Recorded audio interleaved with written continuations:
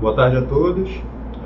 Nós somos um grupo, um projeto de extensão da Universidade do Estado do Amazonas, que é o atendimento pré-hospitalar nas escolas. Hoje o nosso tema vai ser fraturas pequenas, desmaios e convulsão. Tá? Fraturas pequenas, mas a gente vai falar de fraturas em geral. Tá bom? Então, antes de tudo, para a gente entender, a gente tem que saber o que é uma fratura, né? Então eu coloquei aqui uma definição. E a fratura ela é a perda total ou parcial da continuidade de um osso. E o que vai dividir esse osso em vários fragmentos, né? Pode ser 2 ou mais fragmentos. Eles são acontecimentos muito frequentes e cerca de 40% dessas fraturas elas podem ocorrer em ambientes domésticos, né? Dentro de casa, e pode ocorrer também no trabalho. Aqui a gente pode ver alguns sinais que pode indicar uma fratura, né? Muitas vezes a gente se bate e nem percebe que fraturou. Sente aquela dor, acha que foi uma torção, porém pode ser uma fratura. Então eu separei alguns sinais que pode indicar o que é uma fratura, né? Então, dor intensa. É importante ressaltar que essa dor ela é súbita, ela é imediata. Após o momento que sofreu o trauma, ela vai piorar com a movimentação. Então, provavelmente, o membro vai ficar imóvel. Incapacidade funcional, né? Você não vai conseguir mexer o membro. Por exemplo, se foi uma fratura de antebraço, você não vai conseguir mexer o antebraço, perna e etc. Deformidade, é bem nítido como fica deformado o membro. E mais para frente tem um exemplo de uma radiografia e de uma imagem que vai ser mostrado para vocês.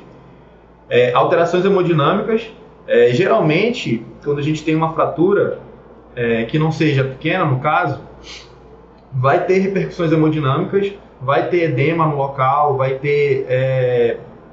geralmente a pessoa ela fica pálida por causa da perda de sangue que pode ocorrer. Edema no local que já foi citado, que é o inchaço. Lesões cutâneas na pele. É importante ressaltar que essas lesões elas podem ou não aparecer, tá bom? E crepitação ao movimentar. Crepitação é o som quando tem atração entre um osso e outro. Geralmente, quando está quebrado, tem a crepitação. As fraturas elas podem ser classificadas em 3 grandes grupos, que é a fechada, né, ou interna, como muita gente conhece, que é quando a fratura ela não vai se comunicar com o meio exterior, ou seja, a pele ela fica totalmente íntegra, né? E a aberta ou exposta, que é o contrário, né? Que a fratura ela vai ter contato com o meio externo e o osso vai estar visível, a pele ela vai sofrer injúria, ela não vai permanecer íntegra. E também tem a intraarticular, que é quando vai ocorrer no espaço articular, vai ocorrer a hemartrose. A hemartrose é o sangramento dentro da articulação. Aqui tem algumas imagens da direção das linhas da fratura, né? No caso, ela pode ser transversa, pode ser oblíqua, pode ser em espiral, pode ser cominutiva, pode ser segmentar, pode ser em asa de borboleta, que é também conhecida como fratura em cunha, e fratura impactada, né? Geralmente, quando tem grandes acidentes, por exemplo, automobilístico, pode ocorrer aí a fratura impactada. Aqui a gente tem uma imagem, né, uma radiografia e uma imagem de uma fratura fechada, né, com um belo exemplo, uma fratura de rádio e una. Aí na imagem a gente pode ver todos os sinais que foram citados anteriormente, principalmente aí a deformidade do membro, né? Geralmente quando tem uma fratura desse tipo, vai ter muitas repercussões hemodinâmicas, pode ter hemorragia interna, então é muito, muito importante ter o atendimento correto.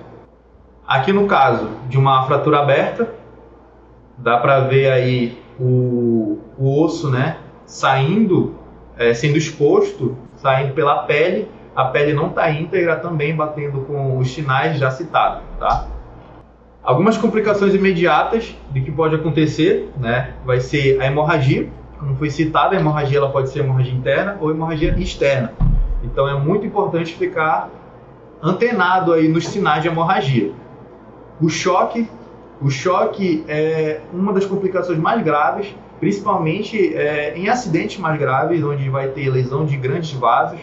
e aí pode sofrer um choque hemorrágico, né? O choque hipovolêmico, onde a pessoa perde muito sangue. Então, quando a pessoa está perdendo muito sangue, vai ter aí a falência de múltiplos órgãos, por isso é muito importante ter o socorro rapidamente, tá?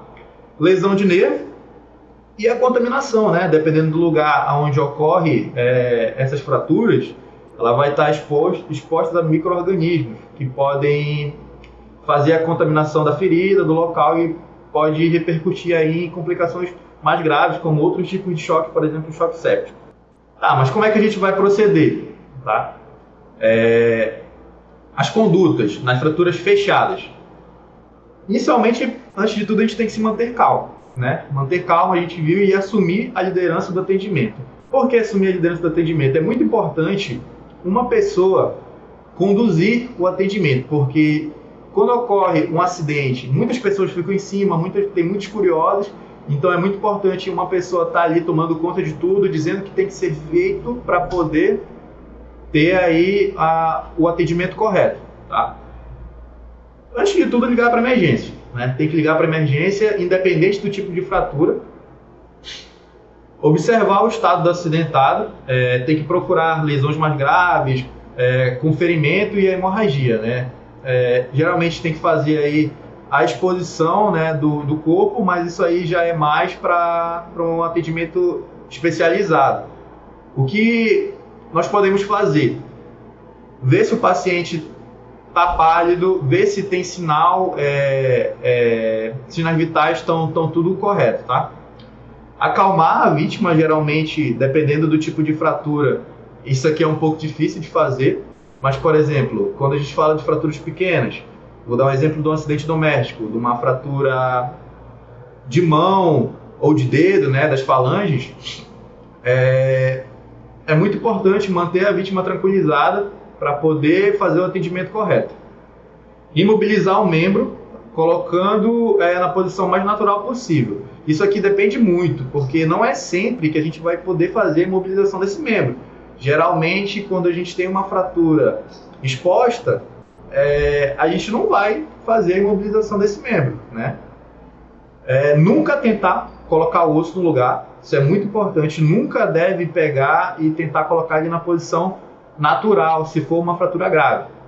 E, por último, em último caso, fazer o transporte do paciente, tá? Mas isso aqui só se aplica quando, por exemplo, no lugar onde você está, não vai ter atendimento médico móvel, né? Que possa atender a vítima.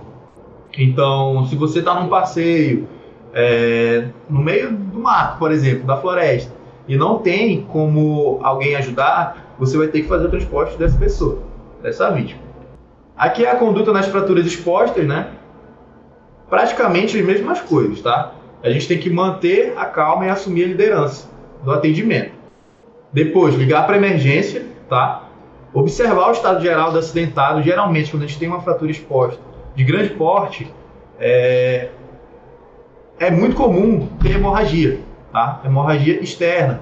Então, a gente tem que ficar esperto e fazer aí o atendimento o mais rápido possível. Ligar para a emergência o mais rápido possível. A limpeza do ferimento é muito importante. Então, se no caso, por perto tiver soro fisiológico para fazer a limpeza desse ferimento, vai ser de grande ajuda para evitar contaminação. Ou água limpa, né? O curativo compressivo, isso aqui também depende muito. É claro que se você tiver uma fratura exposta, por exemplo, na imagem que foi mostrada anteriormente, você não vai fazer um curativo compressivo em cima do osso. Então, esse curativo compressivo, ele se aplica mais em fraturas pequenas mesmo.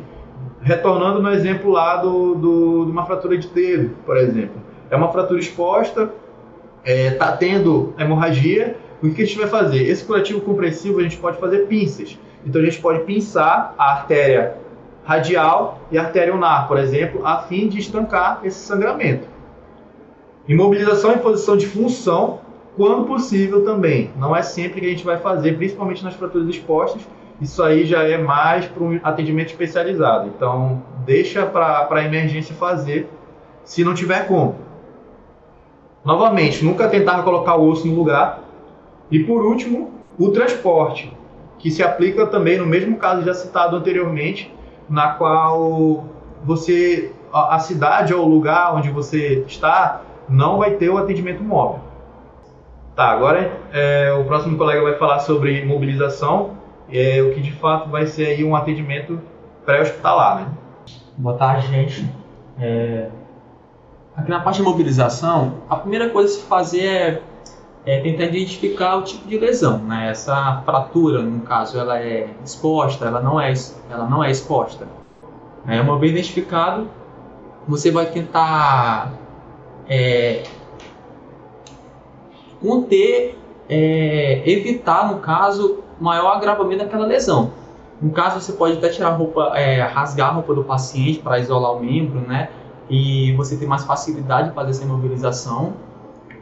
Quando você identificar a fratura, se ela for uma fratura com hemorragia, o ideal é você ter se tiver, né, uma gases esterilizada, você comprime aquela lesão com uma gase esterilizada, mas se não tiver, você usa um pano o mais limpo possível, né?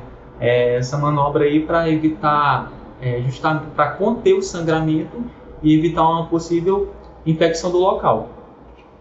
Na imobilização, você tem que evitar ao máximo manipular o membro, principalmente quando for uma fratura exposta. Não se deve manipular quando for fratura exposta. A imobilização, nesse caso, deve ser feita na posição que o membro se encontra. Agora, caso seja uma fratura que não seja exposta, você consegue com todo cuidado, é claro, colocar manipular o membro de forma cuidadosa a fim de facilitar com que você ponha uma calha, uma imobilização, no caso. Mas nunca se deve fazer redução de osso, né? Ou seja, não colocar o osso no lugar. Esse procedimento ele é feito em sala de urgência e principalmente em ambiente cirúrgico. Agora, você identificou a lesão. Se for uma lesão ali, uma articulação, você faz um curativo ali oclusivo, né? Você no caso, faixa a articulação e encaminha aquele paciente para o setor de urgência. Agora, caso você identifique que aquela lesão é em segmento ósseo, identificou se ela é exposta ou não é exposta, você vai proceder à imobilização, pegando sempre as articulações distais e proximais, né, dessa fratura. Essa manobra aqui de imobilizar as articulações é para evitar justamente a ação muscular desse segmento. Né? Isso aí vai evitar que o paciente sinta mais dor. Bom, agora o que eu utilizo para imobilizar esse membro, essa região afetada? Bom, em ambiente ideal você poderia ter talas rígidas, né? Muito utilizado somente por socorristas, por exemplo. Elas são bastante resistentes, são laváveis, você pode utilizar de mais de uma vez, mas as talas que realmente são mais utilizadas são as moldáveis, né? Essas talas elas têm por vantagem respeitar a deformidade da fratura do segmento. Você consegue fazer uma imobilização da região palmar à região axilar, imobilização palmo-axilar. E uma desvantagem dela é que dentro dela ela é feita por feixes de arame, e no setor de urgência, quando for bater um raio-x, pode ser que apareça lá no raio-x essa rede de arames, mas para quem já está com o olho treinado, ele consegue diferenciar isso com facilidade no raio-x. Bom, tá, mas aí o acidente aconteceu em casa, aconteceu na rua, não tenho à minha disposição esses instrumentos. Então você vai ter que utilizar a criatividade, procurar alguma coisa que seja rígida e que consiga cumprir a função daquelas talas. Por exemplo, você pode abrir mão de um pedaço de madeira, de uma revista, um papelão dobrado, sempre procurando conter ao máximo ali a parte das articulações proximais e distais da fratura. Posiciona um pedaço de madeira, por exemplo, de papelão, e você fixa aquilo com algum pano que esteja ao seu alcance. Pode ser uma manga de camisa, uma gravata. E o mesmo procedimento é utilizado em caso de luxações também. Bom, caso você ande, por exemplo, na sua mochila com uma atadura de crepom, porque quem lidar com esse tipo de situações rotineiramente tem o seu kitzinho de primeiros socorros na mochila. E caso você tenha atadura de crepom, você pode utilizar até mesmo um pedaço de um galho de árvore para fazer essa imobilização. Você posiciona o galho da árvore e faz todo o enfaixamento do membro, evitando enfaixar principalmente as pontas dos dedos. Por quê? Porque a ponta do dedo ela vai ser instrumento para você saber se aquela sua imobilização ela está sendo eficiente ou está prejudicando o paciente. Imagine só que você imobilizou um membro que ele não tinha alterações nas extremidades e depois de imobilizado ele começou a ficar roxeado, começou a ficar cianótico. Então isso indica que possivelmente na sua manipulação você pode ter rompido um vaso, né? Ou então o paciente está sentindo formigamento na ponta dos dedos e você vai pensar que você pode estar comprimindo um nervo, nesse caso. Então você tem que pelo menos afrouxar esse enfaixamento que você fez, essa mumificação chamada paciente. Bom, caso você não tenha nenhum material rígido por perto, em fraturas fechadas principalmente, né, você consegue fazer o enfaixamento naquela região do corpo, né? Ou seja, se for uma fratura, por exemplo, de antebraço, você posiciona essa mão do paciente no tórax dele, né, e consegue levantar a camisa dele até dar um nozinho atrás para tentar manter esse membro fixo e o menos móvel possível. E encaminha, né, ou então espera o socorrista chegar. Fraturas na coluna cervical é um pouco até mais complexo, né, do que o tema de fraturas pequenas, mas é importante, né, até nos primeiros passos do ABCDE, um dos primeiros passos é conter ali a cabeça para evitar hiperextensão, flexão, rotação na cabeça e possivelmente lesão de medula cervical, por exemplo. Né? Então o socorrista ele deve atentar a esses fatores, né? Observar se a vítima relata formigamento, paralisia, observar se a vítima relata dor espontânea, traumatismo grave, se ela está inconsciente. Todos esses fatores eles são indicativos de lesão ou de nervos ou então de medula. Tá?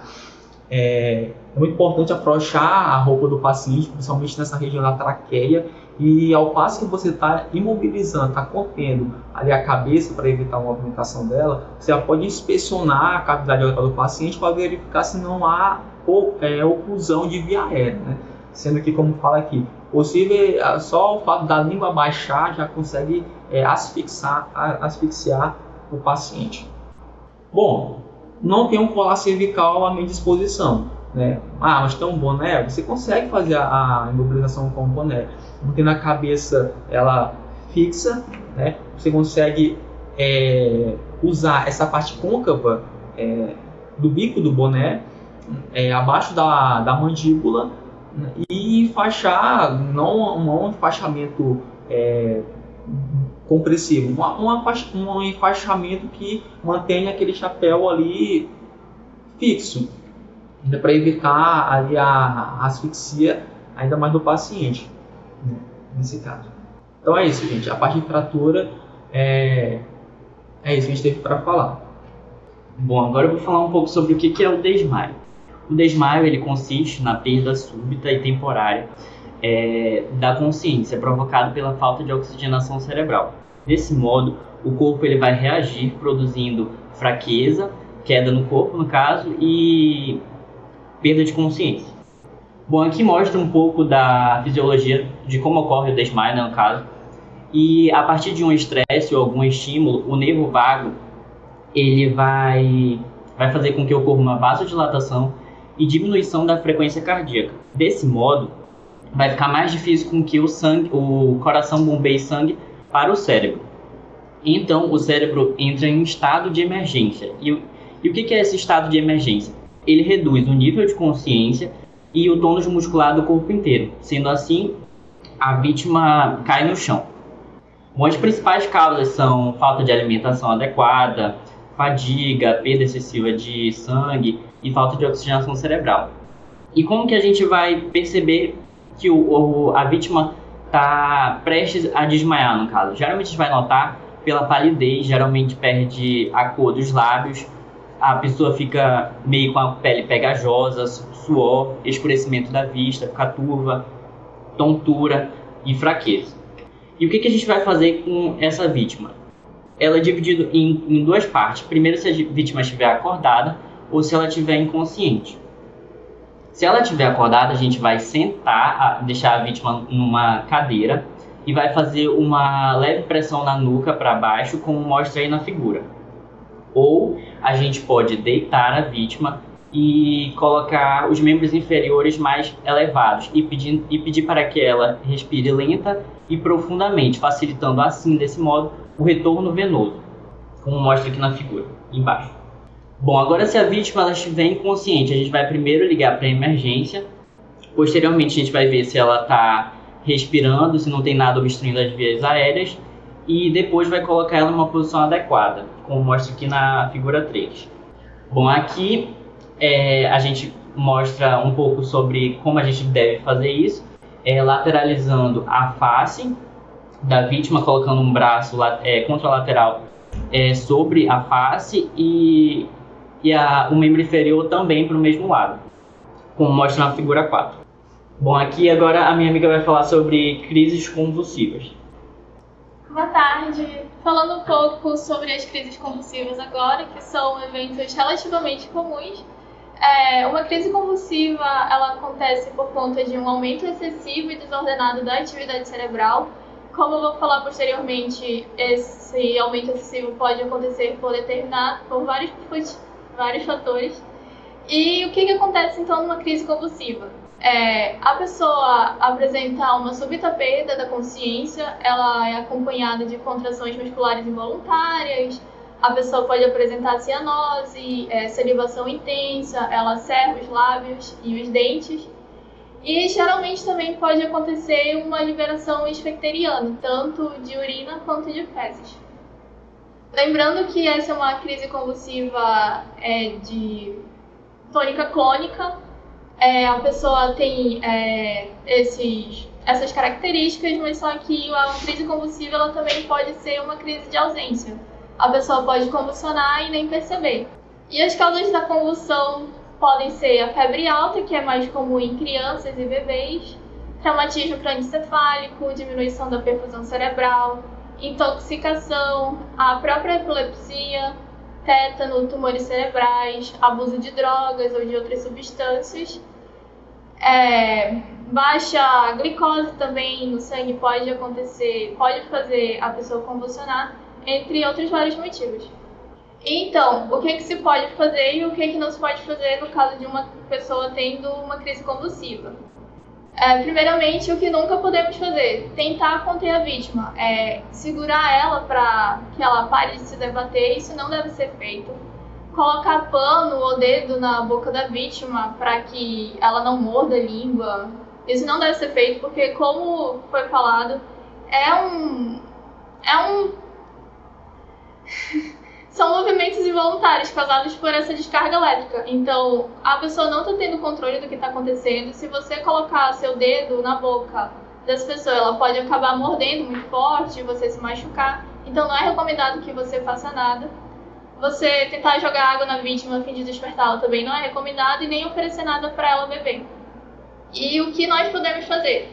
No caso, mantenha calma, principalmente, não tente fazer nada no desespero. Você pode amparar a vítima antes dela cair ou então tentar ao máximo minimizar a queda dela. Ela pode ter alguns sintomas antes de ter uma crise convulsiva e você estar atento a esses sintomas é muito importante.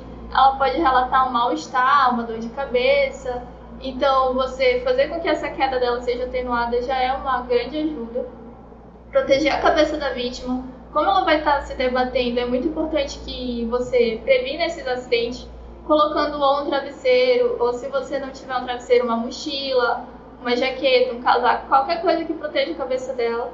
Afastar qualquer fonte de perigo, por exemplo, móveis, objetos pontudos que podem acabar caindo.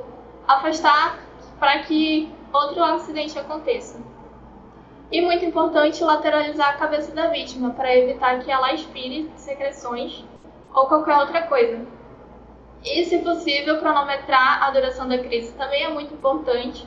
Se você lembrar, isso pode ser utilizado como método de diagnóstico futuro, saber a duração da crise. E essa imagem resume bem o que pode ser feito. Não conter a pessoa, oferecer ajuda, tirar óculos, afrouxar as roupas da pessoa e lateralizar ela. E lembrando, nada de colocar objetos na boca ou colocar os dedos. E falando da convulsão febril, que é muito comum, como eu já tinha falado, em crianças e bebês, a convulsão febril ela não tem uma temperatura certa de acontecer, mas ela é definida geralmente como uma convulsão acima de 38 graus. Nesse caso, as condutas são basicamente as mesmas: lateralizar a cabeça da criança, cronometrar a duração da crise e aferir a temperatura da criança. Durante a crise também é muito importante. E também não colocar pano ou dedo na boca do bebê ou da criança e também não dar remédios durante a crise. E falando sobre uma coisa que é bastante comum, depois da crise, a pessoa geralmente, como ela teve uma descarga muito grande, é normal que ela fique sonolenta, sinta-se confusa, com muito sono, ou até mesmo agitada e com flacidez muscular, então é normal que isso aconteça, não é algo preocupante. E é isso, primeiro socorro salva vidas e obrigada!